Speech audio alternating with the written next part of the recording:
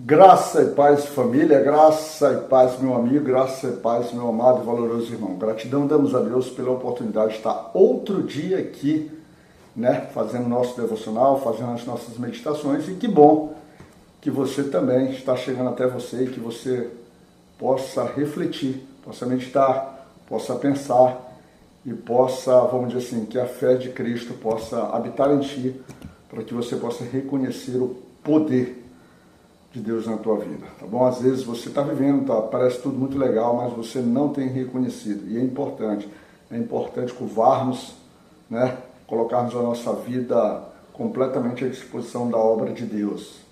Nenhuma bondade, nada do que fazemos tem qualquer sentido, tem qualquer significado efetivo se não for por meio da justificativa que Deus nos dá, ou seja, para a glória de Deus. Simples assim, tá bom?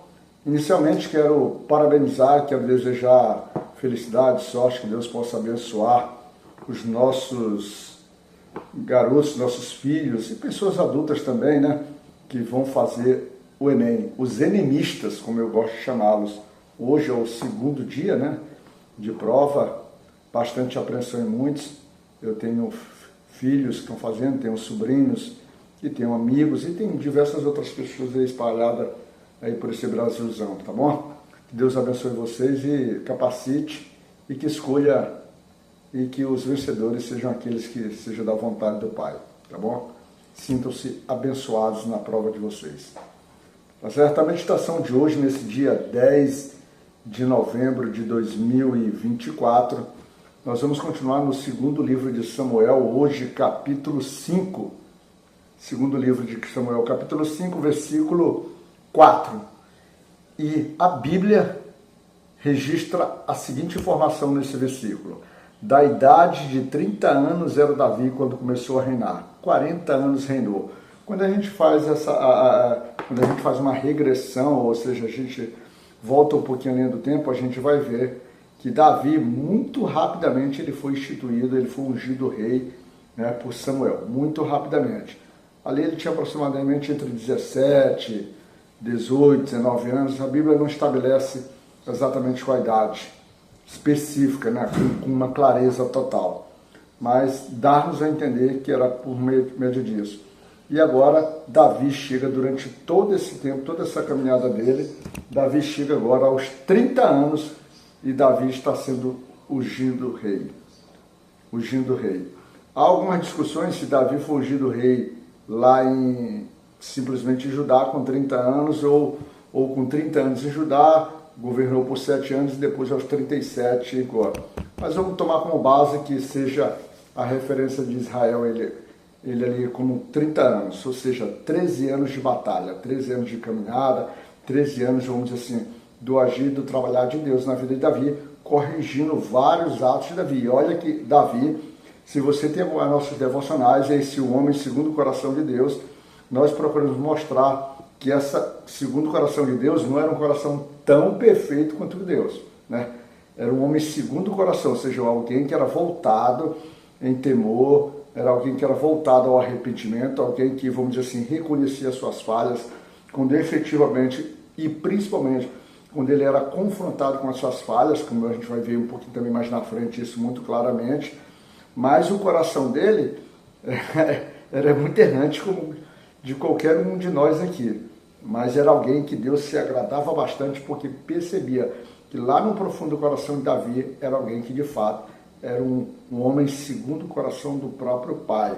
Isso é maravilhoso, e essa é uma busca que nós devemos ter. Mas voltando ao centro do que nós estamos falando, 30 anos, então você tem aí pelo menos 13 anos de batalha, de preparação. E muito disso aqui a gente pode justificar por que demora tanto às vezes. Por que demora tanto? Primeiro, porque Deus quer assim. Eu sou daquele princípio que claro, a gente observa os pequenos detalhes que estão ali. Por exemplo, a gente está falando assim, o povo de Israel passou 40 anos no deserto, era para ter sido uma viagem de alguns meses, de alguns dias. E eu acho que a lógica me leva a pensar dessa forma, assim, mas eu sou sempre voltado a pensar assim, irmão, a gente age e vive de acordo com aquilo que Deus estabelece efetivamente. A gente vai acertar ou não, de acordo com a própria vontade dele e no tempo dele, porque as coisas são no tempo dele. Todas as coisas cooperam para aqueles que amam a Deus e vivem segundo o seu propósito. Então, eu procuro, assim, olhar com uma certa, vamos dizer assim, reticência quando alguém acha que a gente poderia ter acelerado ou não. Uma coisa muito claramente que a gente pode perceber é que, por vezes, porque a Bíblia não nos dá o outro lado da história, ele nos mostra apenas o fato que foi vivido. E o fato que foi vivido, muitas vezes, é dentro da desobediência, e isso parece ou nos remete a um trabalhar de Deus, primeiro com uma correção de um ato, não chegando logo àquele resultado propriamente dito. Também tem seu cabimento, também tem a sua compreensão, né? E a gente vai ver um pouquinho disso, dessa compreensão, quando a gente pega o versículo aqui que a gente vai ver, por exemplo, o versículo 2 e o versículo 3. Ele diz assim, ó: e também dante Saul, ainda rei sobre nós, eras tu que saías e entravas com Israel. E também o Senhor te diz: tu apacentarás o meu povo de Israel, e tu serás chefe sobre Israel. Assim, pois todos os anciãos de Israel vieram ao rei a Hebrom, e o rei Davi fez com eles aliança em Hebrom perante o Senhor, e ungiram Davi rei sobre Israel. O que a gente consegue perceber aqui? Que mesmo eles aí, o povo de Israel, reconhecendo que Davi tinha sido selecionado, tinha sido ungido, tinha sido preparado para poder reinar sobre Israel, o próprio povo negava. O próprio povo que em si reconhecia que Davi lutava por ele, reconhecia que Davi tinha unção de Deus, reconhecia tal, mas preferia ainda que Saul permanecesse rei e se estabelecer ali. Tanto que Davi teve que fugir completamente, e às vezes o próprio povo tentou colocar Davi nas mãos de Saul. Então a gente vai vendo que, de fato, essa demora, por vezes, a gente também faz parte desse processo. Na negativa, Deus, por exemplo, trabalhando no povo, trabalhando em Davi, trabalhando em todos os lados. E aqui a gente tem um cenário, aquele cenário que já o Abner já havia preparado, né?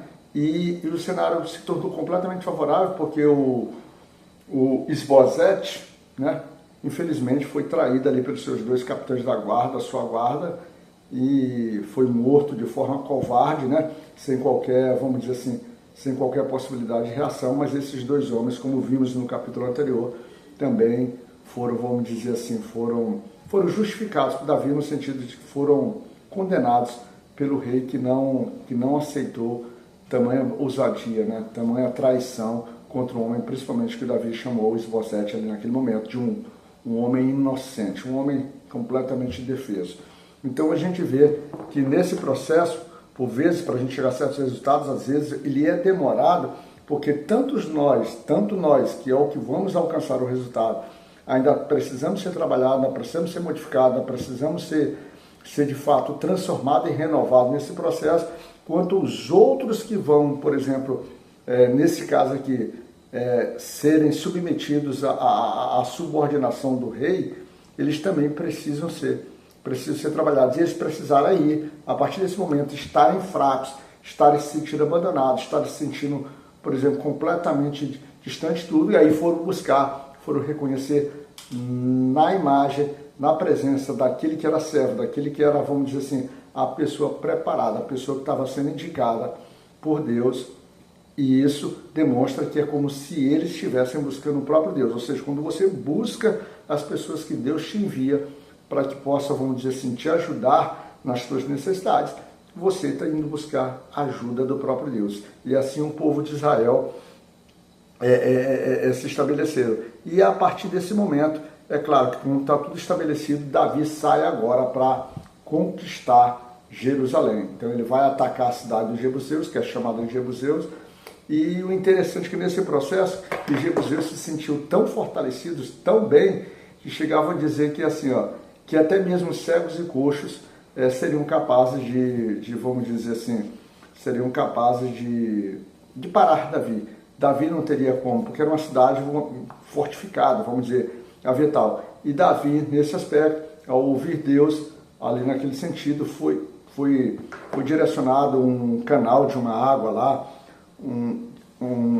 por uma entrada completamente tal, e Davi, nesse ponto, se levantou, ou até declarou até declarou que contra aqueles jebuseus, e ele chamou os próprios jebuseus, agora usando a expressão de cegos e coxos, contra eles, ele falou que os jebuseus eram cegos e coxos, e os jebuseus ele odiava. E dá a entender aqui que Davi passou a odiar os cegos e coxos. Não, Davi odiava os jebuseus, e ele classificou os jebuseus como cegos e coxos, porque os próprios jebuseus diziam que os jebuseus, ainda que fossem cegos e coxos, ou seja, os mais, até mesmo eles sendo cegos e coxos, seriam capazes, vamos dizer assim, de reprimir vamos dizer assim, a ousadia de Davi.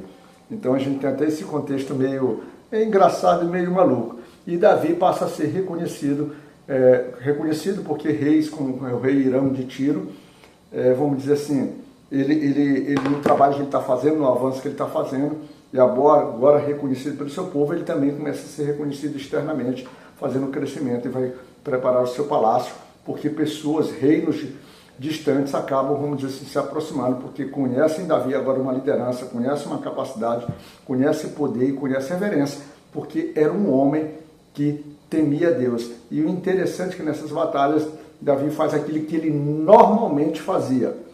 Você vai ver dizer que Davi sempre fez. Não, ele normalmente fazia, que era consultar a Deus. E todas as vezes que ele consultava a Deus, ele ia com a firmeza de uma vitória tal. Mas quando você lê com muito carinho, com muito cuidado, como por exemplo, quando ele foi se levantar contra a casa, contra Nabal, ali ele não consultou a Deus, ele simplesmente foi. Ele ia com sua ira e, pelo contrário, Deus utilizou Abigail, né, para que pudesse recolocar ele no caminho ali da devoção, da santidade, da comunhão e do temor a Deus, reconhecendo, dizendo para ele que ele lutava sim, ele era um homem escolhido para lutar as batalhas do Senhor.